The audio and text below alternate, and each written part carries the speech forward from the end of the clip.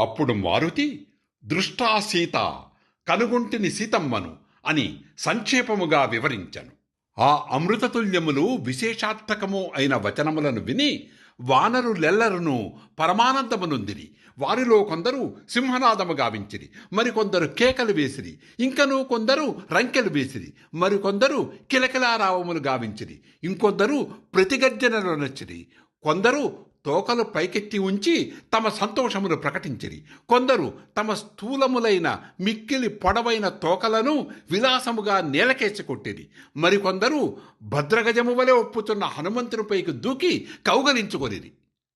పిమ్మట హనుమంతుడు వాలికుమారుడైన అంగదుని సాదరముగా దగ్గరకు తీసుకొని ఆ మహేంద్రగిరిపై గల ఒక రమణీయమైన వన ప్రదేశమునందు ఉపవిష్టుడయ్యను. వానరులందరూ విశేషములను వివరింపమని కోరగా హనుమంతుడిట్లు తెలిపెను.